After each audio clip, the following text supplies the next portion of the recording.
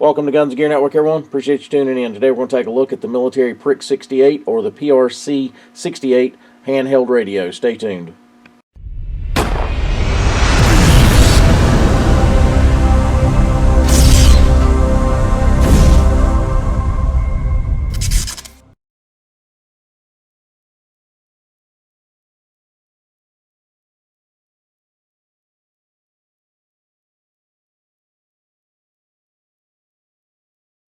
Welcome back, guys. Appreciate you tuning in. So today we are going to take a look at the PRC-68 or the PRC-68 radio. This is a military handheld radio, and more specifically, this one is a PRC-68A model. So if you follow my channel, you know I've got the Humvee now, and in that Humvee I've got military radios. I wanted a military radio that would communicate with that setup that I have in my Humvee. So I've started dabbling in the military radio world, and so I bought this radio and wanted to share it with you guys, kind of show you what it's about and a little bit history about it and things like that. So there is a reference I'm going to give you in the section below for you guys that are just getting started in this type stuff. It's called PRC-68.com, and it's a real good source for all the information about this radio and the series of radios, along with other things too. Also in that section below is my Amazon store for things we review here on the channel and recommend, things like that, so be sure to check it out. Recently reviewed the Baofeng AR-152. It's in that section, in the communications section, so just check out the Amazon store. So right here is the PRC-68.com PRC-68.com website. So this right here is called the PRC-68 family of radios. So they start out with the 68, the 68A, the 68B, the PRC-126, 128, and 136. So it's kind of a progression there, and they're all similar in size and function, but we're going to show you this one here in a minute. And so this one operates, give you some little information here. So it operates on 30 to 79.975 frequency range, megahertz. So that's kind of give you an idea. There's some accessories that come with it. We'll discuss that. The Marine Corps adopted this, the 68A, in around 1983. So prior to these smaller handhelds like this, there was very few handhelds. There was one that's, I forget the model number, but it's pretty big, and it was used, it had some limited use, and then most of what you saw in Vietnam and prior was what's called man packs. Like the PRC-77 as the example, they're about this wide and about this tall. They mount to a backpack. A soldier or Marine wears it on his back in a frame style pack, and that's what they use to communicate out in the field. So then they came out with this kind of concept with this. So I found this, a friend of mine here local has a lot of military radios and stuff, and I bought it from him. So real thankful to him for providing this. He's a real good source for a lot of things, and so it's worked out really well becoming friends with him. So it comes in this nice case. I bought some of this stuff. Some of it came with it, but this case here is brand new. You can find some of this stuff new old stock, they call it, or NOS. So this right here is a legitimate case that you would have. It has a way to attach it to like a web belt right there, and then, like with the Alice clips, and then also it has like a shoulder type strap here. So we're going to go ahead and take it out of this. I'm going to set it over here to the side real quick, and we'll kind of go over this as we go. You hang your H250 handset. That's what this is right here. Kind of give you an idea. This is all legitimate, and I tried buying stuff new old stock. I prefer that, just to have everything nice and clean and so forth. And this is a real nice example of this radio. So you're going to have the case itself, a pouch here. Two different antennas are used for this. One is this tape style antenna that you see on the radio, and then you have a rubber duck style, which is this. All this stuff's kind of hard to find. This is stuff that's not a lot out there, so prices kind of get a little steep at times. This does use a battery, so I'll discuss batteries here just in a second, but I've created this. We'll talk about that here in a minute. This is my frequency chart that I created. And so there's the case. We'll set it off to the side, take a look at the radio itself. So pretty simple in function. If you're going to not use the handset, you can use just the push-to-talk here. It has 9 channels that you can tune to right here. Then it has the on-off power button, and then it has the volume button right here. Pretty simple. So this one is not any type of digital readouts or anything. That's the later PRC 126 and up. Well, I think the PRC-68B actually had digital. I'll have to reference that, but I'm pretty sure it did. I had a digital readout, and then the 126 and forward, and you could change it and see what your channel, your frequency was that you tuned it to. I forget the number of frequencies this thing can tune to. It's quite a bit, actually. So to access the battery, you have to take this off. So this is not the original battery setup. So this right here, let me take this off. This here was bought at PRC-68.com. This is a battery adapter, and it comes in a kit. So you get this. See, it says PRC-68.com. Now, to make this fit, I had to round the corners. Now, they actually have a reference mark to round the corners. And so I just took a little Ziz wheel and grinding wheel, on my Dremel, and rounded those off. You could do it by hand if you wanted to with some sandpaper like that. Here's this holds 10 AA batteries, and then so when I bought this from that gentleman, he gave me an old battery that it still had a tiny bit of charge, but it was basically a disposable battery. So there's 2 types of batteries from the military. The disposable ones like this, they come in they're in a brick. They're about that big. This right here's the top of it that I cut out. We'll discuss that here in a minute.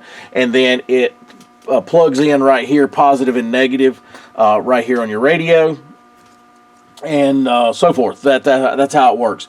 So these batteries, you can still find them, but they're super expensive. They're like $80 for a disposable battery, and that's the cheapest I found. And that's crazy. So what I did was I ordered one of these adapter kits, and then I created one. So you can buy this piece right here off of Amazon. This right here, essentially. And it comes with just 2 wires, positive and negative, and then I soldered them to the positive and negative here, and I cut this piece out of that battery pack that had went dead.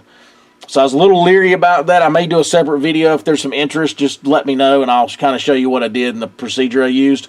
And then I soldered the wires, and then I hot glued it on top and sealed it all up real nice. And then I sealed up these with some hot glue just so I don't get any type of shorting out. To do that, to support this, you're going to have to put foam in the inside of here, and the PRC-68.com kit does come with foam pieces that you shove down in here that supports the battery just fine from the bottom. So there's that. So when you are doing anything with this radio, you need to make sure that your power is turned off when you are putting batteries on and off, okay? So there's this little piece here, and I'll show you that. So this, if I can get it out, let's see, I might need a screwdriver. So this actually disables the radio, this piece here. So if you don't have that, it's not going to work. So make sure if you're buying one of these that you have one of these little pieces here. That will disable the entire radio, will not work. So there's 2 pieces here. If you look, there's 2 springs. So this is held in right here, and under this spring you just flip it off, and then I'll do this one, flip it off like that, and this right here is a tiny screwdriver right there. That's what that is, and I'll discuss the tiny screwdriver here in a second. Now what's weird about this, to work on it you need to undo these 2 screws. However, this does not really work as the screwdriver that will open this up. So you got to have some type of decent sized screwdriver to open this radio up. And we'll do that now for you. And I'll show you a few things. So I will go ahead and tell you that I sent this radio off to Haney Electronics. Steve Haney is the guru when it comes to working on military style radios and just radios in general, but he's definitely known for in the military radio circles. So if you have an issue or whatever with radios, military style radios, or need some, then I would check with Steve Haney over at Haney Electronics. Super nice guy. He's helped me a lot with information and things like that. And so I sent this radio over to him for programming, and I'll discuss why here in a minute, but it's not the easiest to program, but I wanted to just make sure I got it right, and he did that for me. So I've added this. This is a frequency chart. This just tells me what channels are what programmed into the radio. And you program it with a series of click buttons. And that's what that little screwdriver is, these little click pieces. And so there's a series of ways you do that here and there. Once you get everything adjusted to whatever channels you want to put in it, then you have to adjust your squelch adjust, which is right there. It says squelch adjust right there. And what you do is you turn it, I can't remember if it's clockwise or I think it's counterclockwise until you hear squelch, and then you turn it clockwise until it stops any static noise, and then 1/2 turn past that. And that adjusts it to the correct squelch. And then you have a series of A, B, and D over here. This right here's how you program this radio. You also have your antenna section here where you adjust for a antenna right there. Low battery adjust. Again, I'm not 100% familiar with this thing. I'm just kind of giving you some basics that I know now about it, but that kind of gives you an idea of what the inside looks like. Let's put this back together real quick. So this is Cark painted. You may have heard that term, me use that term before when I was talking about the Humvee, but it is Cark paint. That is a chemical and resistant paint that the military uses. Put this back like that. Alright, so again, there's your screwdriver. Make sure that this is done correctly. When you're undoing these, be careful not to touch these, because they can touch them occasionally and it'll short out your radio. Don't want to do that. So match this up like this, and it would go like this. I go ahead and snap this into place. They do have 4 screws that you can screw this to this base, this bottom. I prefer not to do that. I don't really see a need, to be honest with you, because I need to access those screws, and I don't have to undo 4 screws to undo the other 2. So then you match this up. Again, make sure the radio is turned off. Yep, it is. And then we'll plug this in, and I'm going to put this back in like this. Seal it back up like that. So we'll let's take this off. So I can't really show you that it works because I don't have a radio up and running right now in the Humvee to communicate with back and forth. But you can hear the squelch, breaking squelch when I'm hitting the push to talk button. These are really neat radios, just part of history. I'll show you this antenna. Never push a button on a transmit button on a radio without an antenna on. That is bad on radios. These military radios are pretty robust when it comes to some of that, but I still wouldn't chance it. So the proper antenna, and again, talking about Steve Haney over there, being a great guy, the antenna that I had was not the exact one that it was called for, and Steve traded it out for me with no problems there. So this is the AS-3575 antenna, is the antenna that goes on this one specifically. Screws in here. I'll go ahead and show you the rubber duck while I'm doing antennas real quick. So again, the rubber duck, it just screws down like this. Some people prefer to leave the rubber duck on. That's fine. So the reason they have 2 different antennas is for 2 different ranges. So this is about 330 yards. This is about 1 mile is the difference between the 2 radios. And sometimes, depends on the mission, you may only want to go 300 yards. You don't want your transmission going out past about 300 yards. So this is what they call a squad radio. So think short communications between squad leaders and stuff like that, and platoons. This right here is what they're going to use, is something similar to this type radio.